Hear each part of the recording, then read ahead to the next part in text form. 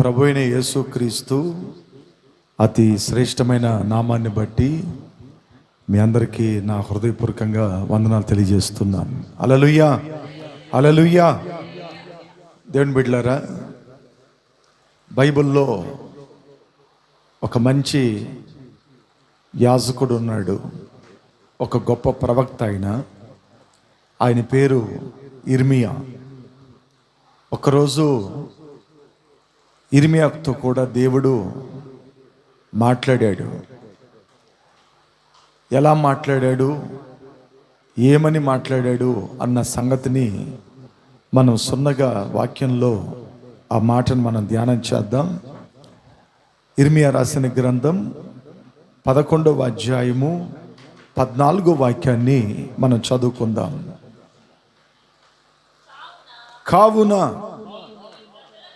నీవు ఈ ప్రజల నిమిత్తము ప్రార్థన చేయకము, వారి నిమిత్తము మొరపెట్టకము, ప్రార్థన చేయకము. వారు తమ కీడును బట్టి నాకు మొరపెట్టినప్పుడు నేను వినను అంటాడు. దేవుని బిడ్డలారా, మనమందరం ఇక్కడ కొద్దిగా స్ట్రగుల్ అవుతాం, ఆలోచన చేస్తాం. ఎక్కడైనా ఎవరిని అడిగినా ప్రార్థన చేద్దామందా చెప్తారే కానీ ప్రార్థన చేయబోకని ఎవరు చెప్పరు. మీరు ప్రపంచంలో ఎక్కడికన్నా వెళ్ళండి, నేను నా కుటుంబం ఆశీర్వాదకరంగా ఉండాలయ్యా ప్రార్థన చేయి అంటారు. మా అబ్బాయికి మంచి ఉద్యోగం రావాలయ్యా ప్రార్థన చేయయ్యా అంటారు. మా పాపకు పెళ్ళి అవ్వాలయ్యా ప్రార్థన చేయయ్యా అంటారు. మేము రోగిగా ఉన్నామయ్యా, వ్యాధి చేత బాధపడుతున్నామయ్యా, మా కోసం ప్రార్థన చేయయ్యా అంటారు. ప్రతి దానికి ప్రార్థన చెయ్యండి అని వాళ్ళని మనం చూస్తాం. మనము ప్రార్థన చేయమని అందరికీ చెబుతాం, మనము ప్రార్థన చేయించుకుంటాం అందరి దగ్గర. అయితే ఇక్కడ ఒక ప్రవక్త దగ్గర దేవుడు అంటున్నాడు, ఏమంటాడంటే, కావున నీవు ఈ ప్రజల నిమిత్తము ప్రార్థన చేయకుము అంటాడు. ఈయన దేవుని దగ్గర మొరపెడతా ఉంటే వాళ్ళ నిమిత్తంగా నువ్వు ప్రార్థన చేయబాక ఇర్మియా అంటున్నాడు. ఇర్మియా వాళ్ళ కోసం నువ్వు ప్రార్థన చేయబాక అని దేవుడు అంటున్నాడు. బాగా గమనించండి దేవుని బిడ్డలారా, ఎందుకు ఆ ప్రజల నిమిత్తంగా ఆ దైవజనుడి దగ్గర ప్రార్థన చేయబాకు అంటున్నాడు అన్నది మనము చాలా తెలివిగా ఆలోచన చేయాల్సిన మాట. వారి నిమిత్తము మొరపెట్టబాక అంటున్నాడు. వారి నిమిత్తంగా ఏం చేయకూడదంట, మనం మొరపెట్టబాక అంటున్నాడు. ప్రార్థన చేయబాక, వాళ్ళ గురించి మొరపెట్టబాక. మొర అంటే అయ్యా అయ్యా అయ్యా అయ్యా అయ్యా అనేద్దాం మొరపెట్టేది.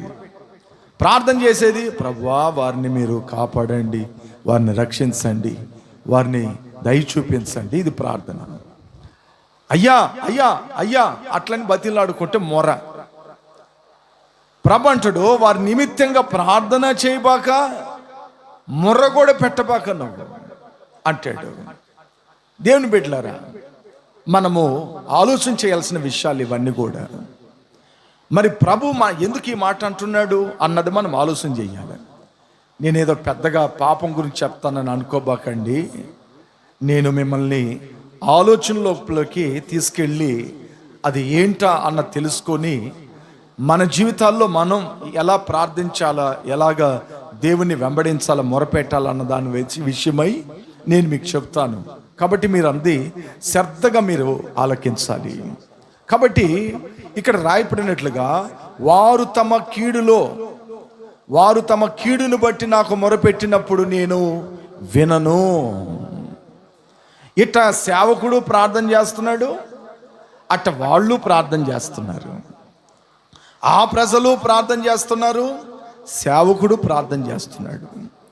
దేవుడు అంటాడు, వారి కీడును బట్టి వాళ్ళు నాకు మొరపెట్టడం వలన నేను మొరను వినను. అంటే దేవుడు ఏం చెప్పుకొస్తున్నాడంటే, వారి తప్పును వారు సరి చేసుకోకుండా, వారు తప్పుని వారు కడుక్కోకుండా, వారు నేరాలు వాళ్ళు ఒప్పేసుకొని వదిలిపెట్టకుండా, మరి అదే పనిగా బతుకుతా నాకు మొర పెట్టారనుకో, వారి మొర వినటము నేను కష్టం. నేను వారి మొర వినను, వారి ప్రార్థన వైపు నా చెవి పెట్టను, వారి మొరను నేను ఖచ్చితంగా ఆలకించను అంటాడు. The legion. దేవుని బిడ్డలారా, మీకు అందరికీ తెలుసు మన దేవుడు మన హృదయాన్ని చూసేవాడని. ఎవరెవరు ప్రార్థన వినాలో వాళ్ళ ప్రార్థనలు మట్టుకే వింటాడు దేవుడు, అందరి ప్రార్థనలు వినడు. మీరు బైబిల్లో చూసారంటే 2 మనుషులు దేవాలయానికి వెళ్ళారు. అందులో ఒకడు సుంకరి, ఒకడు పరిచయుడు ప్రార్థన చేశాడు. ఏమని? నేను వారానికి 2 సార్లు ఉపవాసం ఉంటున్నానయ్యా, ఒక్క పొద్దు ఉంటున్నాను, మంచి నీళ్లు కూడా ముట్టుకునేది లేదు, నేను అంత పెద్ద భక్తున్నయ్యా నేను అని చెప్పాడు. నా సంపాదనలో 10 భాగాన్ని కరెక్ట్గా ఇస్తున్నానయ్యా, నాలాగా సందా కట్టేవాళ్లే కానీ, దశమ భాగాలు ఇచ్చేవాళ్లే కానీ, కానుకలు వెదజల్లే వాళ్ళే కానీ నాలాంటి వాళ్ళు లేరయ్యా అట్లని దేవుడి దగ్గర చెప్పుకుంటున్నా. అతను వదిలేయండి, మీరు మీ పాటికి మీరు వాక్యమేనండి అలా చెప్తున్నాడు. అట్ల తర్వాత అంటాడు, చోరులను అన్యాయస్తులను, ఇదిగో నా ఎదుట నిలబడుకున్నాడే వాడెంత, వాడు బతుకెంత, వాడులాగా కూడా నేను లేను, అంత పర్ఫెక్ట్గా ఉన్నానయ్యా, నీ ధర్మశాస్త్రాన్ని పాటిస్తున్నాను అట్లని ప్రార్థన చేశాడు. మరి సుంకరి ఆకాశం తట్టు నా కన్నులెత్తుటకైనా నాకు యోగ్యత లేదు ప్రభువా, నేను ఒక పాపిని, నేను ఒక నేరస్తుని, నేను ఒక దుర్మార్గున్నయ్యా అట్లని రొమ్ములు బాదుకొని పశ్చాత్తాపంతో కన్నీళ్లు గార్చుకుంటా దేవుని సన్నిధిలో ప్రార్థన చేశాడు. వాళ్ళు ఎవరి ప్రార్థన దేవుడు విన్నాడు. అందులో ఒక్కడి ప్రార్థన మాత్రం దేవుడు అంగీకరించాడు. ఎవరి ప్రార్థన? ఎవరు రొమ్ములు బాదుకున్నారో, పశ్చాత్తాపడారో, ఆకాశం తట్టు నా కన్నులు ఎత్తుటకైనా నాకు ధైర్యం చాలదని చెప్పారో, ఆయన ప్రార్థన మాత్రం దేవుడు విన్నాడు. ఇద్దరు ప్రార్థన ఉండొచ్చు కదా. అంటే ఒకడిలో మార్పు లేదు, క్రియలు ఉన్నాయి, చేసే క్రియలన్నీ బాగున్నాయి, అయితే మార్పు లేదు లోపల గుండెల్లో. అయితే ఒకడు నేరస్తుడై తన తప్పుని ఒప్పేసుకొని పశ్చాత్తాపడి దిద్దుకునే దానికి మార్గాన్ని చూస్తున్నాడు. అదిదా దేవుడు చూశాడు. అదేవిధంగా మీరు ఇంకొక ప్రార్థన కూడా చూడండి బైబిల్లో. ఇంకో ప్రార్థన ఎక్కడ? యేసు ప్రభు శిలువలో వేలాడుతూ ఉండేటప్పుడు ఇటొక దొంగ అటొక దొంగ. ఆ దొంగ అంటాడు, నువ్వు నిజంగా దేవుని కుమారుడువైతే, నువ్వు నిజంగా క్రీస్తువైతే, నువ్వు నిజంగా రక్షకుడువైతే నన్ను రక్షించు, నువ్వు రక్షించుకో అన్నాడు. అక్కడ ఏం జరుగుతుందని కూడా తెలియలే పాపం వాడికి, ఆ దొంగకి. ఇంకొక దొంగ అక్కడ ఏం జరుగుతుందో బాగా ఆలోచన చేసుకొని యేసయ్యతో ఒక మాట అన్నాడు, అయ్యా ఈ నేరం నాకు కరెక్ట్, మరి మీరు ఏ తప్పు చేయలేదు, మీరు ప్రజలకు మంచే చేశారు, ప్రజలకు మంచి విషయాలనే బోధించారు, అయితే మీకు ఈ శిక్ష కరెక్ట్ కాదు నాయనా, నాకు కరెక్ట్, నేను దుర్మార్గంగా ప్రవర్తించినాను, ఈ దేశాన్ని కీడు చేశాను, కాబట్టి నేను సిలువలో వేలాడటం కరెక్ట్ అన్నాడు. అట్టని చెప్పి ఒక్క ప్రార్థన చేశాడు. అతను చేశాడు ఒక ప్రార్థన, నువ్వు రక్షించుకో, నన్ను రక్షించాలి. ఇతను ప్రార్థన చేశాడు, నేను చనిపోయినా పర్వాలేదు నాయనా, నేడు నీ రాజ్యముకు నేను వచ్చినప్పుడు నన్ను జ్ఞాపకం చేసుకో అన్నాడు. అంటే ఒక దొంగ పశ్చాత్తాపడాడు, మరొక దొంగ అతిశయపడాడు. దేవుని బిడ్డలారా, మనం గమనించాలి, ఎక్కడ పశ్చాత్తాపం ఉంటుందో, ఎక్కడ విరిగిన నలిన హృదయం ఉంటుందో, ఎక్కడ తను తాను తగ్గించుకునే లక్షణాలు కనపడతాయో వారి ప్రార్థన ఎన్నడూ యేసయ్యతో వేయడు. చప్పలు కొట్టి దేవుని మహిమపరచండి. హల్లెలూయా, హల్లెలూయా. విరిగిన నలిగిన హృదయం నాకు ఇష్టమైన బలి అర్పణ, బలి యాగం. ఇరిగిన నలిగిన హృదయం ఆయనకి చాలా ఇష్టమంట, చాలా నచ్చుతుందంట. కాబట్టి ఇర్మియా దగ్గర అంటాడు, ఇర్మియా వారి కొరకు ప్రార్థన చేయబాక, వారి కొరకు మొరగోటి పెట్టబాక. ఎందుకంటే వారు కీడు చేసేవాళ్ళు ఇర్మియా, వారి నిమిత్తంగా నువ్వు నాకు మొరపెట్టబాక అంటున్నాడు. వాళ్ళు ఎలాంటి వాళ్ళు అన్నది నేను రెండు మాటలు చెప్తాను, మీరందరూ శ్రద్ధగా మాటలు చదవండి. చూడండి, 11వ అధ్యాయము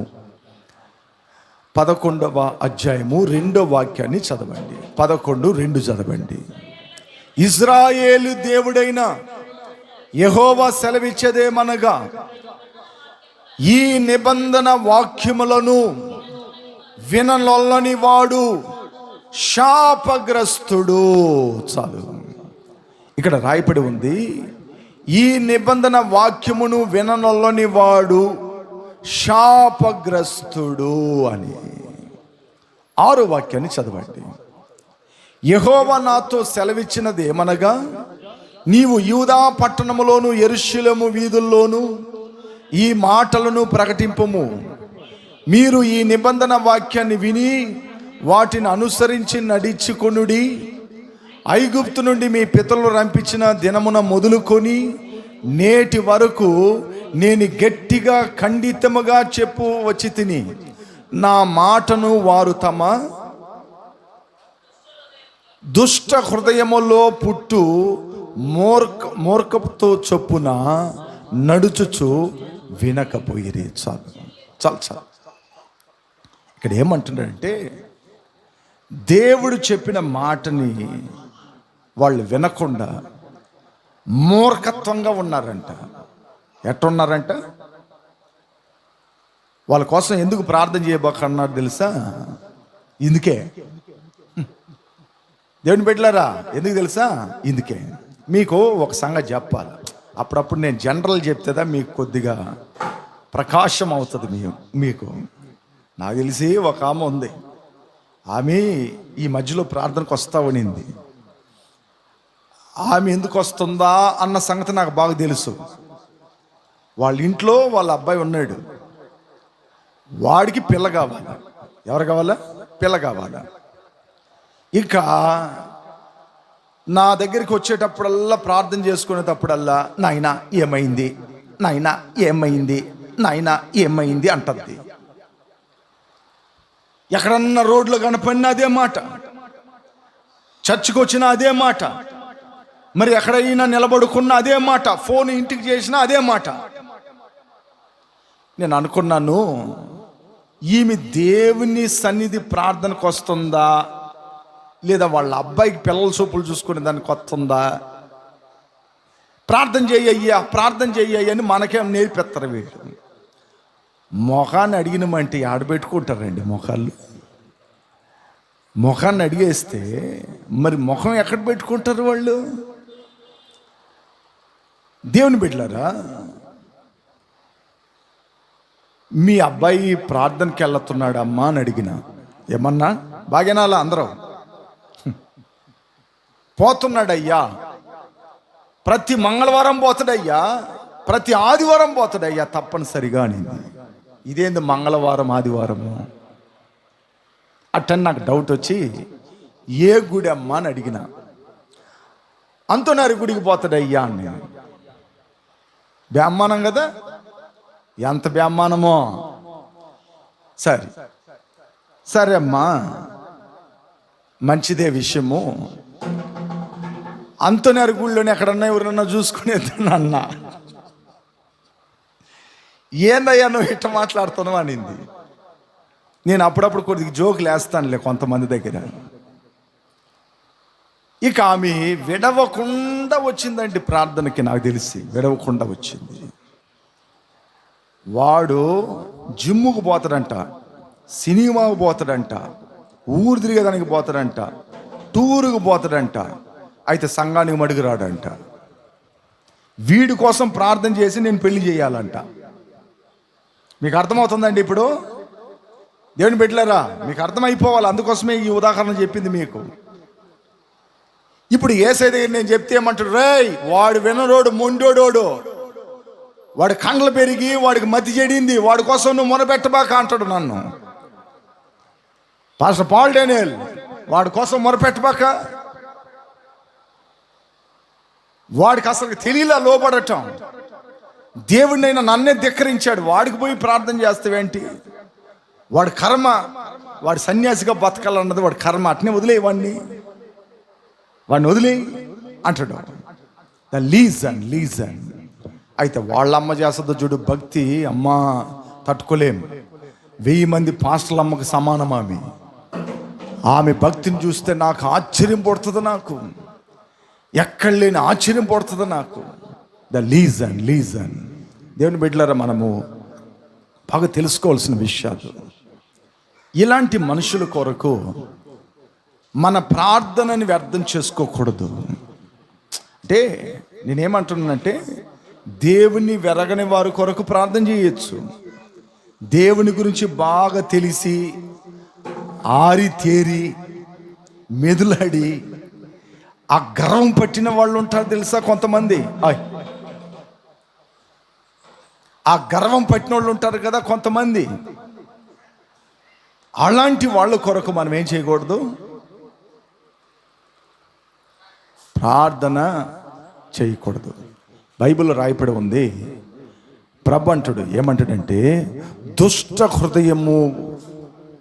హృదయములో పుట్టు మూర్ఖత్వం చొప్పున నడుచుచు వినకపోయిరి. వాళ్ళ గుండెల్లో ఏముందంట? దుష్టత్వం ఉందంట. ఆ దుష్టవత్వంతో మూర్ఖత్వంగా ప్రవర్తిస్తున్నారంట. ఎట్లా? మూర్ఖత్వంగా ప్రవర్తిస్తున్నారంట. దేవుని బిడ్డలారా, నేను కూడా ఆ దుష్టత్వం నుంచి మనుషుల్ని మార్చడానికి, ఆ మూర్ఖత్వంలో నుంచి బయటికి తెచ్చేదానికి నేను ఎన్నెన్నో ప్రయాసాలు పడినాను. నేను ఎంతెంతో ఆలోచనలు చెప్పాను, ఎంతెంతో బోధించడం మొదలుపెట్టాను. నేను శత్రువైనా పర్వాలేదు, నేను విరోధనైనా పర్వాలేదు, వారి జీవితాలు బాగుపడితే చాలని నేను ఎంతోమందికి ఇలాంటి ఆలోచనలు చెప్పిన వాడినై ఉన్నాను. మీకెందుకు చెప్తున్నా ఈ మాటలు అనేది, నేను మీకు ఇంకొద్దిగా చెప్తే అర్థమవుతుంది. ఒక ఆమె 2 వారాల దా సంఘానికి వస్తుందంట, ఇక 2 వారాలు పనికి పోతుందంట. ఒక సిస్టమే చెప్తుంది ఆమె. సరే మా, ఎంత నీకు జీతం వస్తుంది అంటే, తక్కువ జీతం అంట. నేను అన్నాను, పని ప్రాధాన్యమా యేసయ్య ప్రాధాన్యమా? నీకు పని పోయినా కూడా ఇంకోటి సంపాదించుకోవచ్చు మనం. అదేం పర్మనెంట్ జాబ్ కాదు కదా, కాంట్రాక్ట్ జాబే కదా. ఏంటంటే, ఎంత విశ్వాసంగా కాంట్రాక్ట్కి ఉన్నా ఒకరోజు వాడు నిన్ను కుక్క దరిమి నడి దరిమేస్తాడు, బయటికి పోరా అని. అది మనకు తెలియదు, కొంతమందికి తెలియదు. నిరంతరంగా మనకు తోడై నీడై ఉండేది ఎవరు? యేసయ్య. అప్పుడు యేసయ్యకి ప్రాధాన్యతనివ్వకుండా 2 వారాలు సంఘానికి వస్తుందంట. అది కూడా 2 వారాలు ఎట్టొస్తుంది తెలుసా? కరెక్ట్గా వాక్యం చెప్పేటప్పుడు ఆ నుంచి ఏదో అక్కడతో పరిగెత్తుకున్న చిట్టుగా వస్తుంది ఇక్కడికి. నేను ఆ బెత్తరపోతా. ఆ వచ్చేదే నెలలో 2 ప్రార్థనలు, అది ముందుగానే వచ్చి కూర్చోదే ఏంటి ఈమె?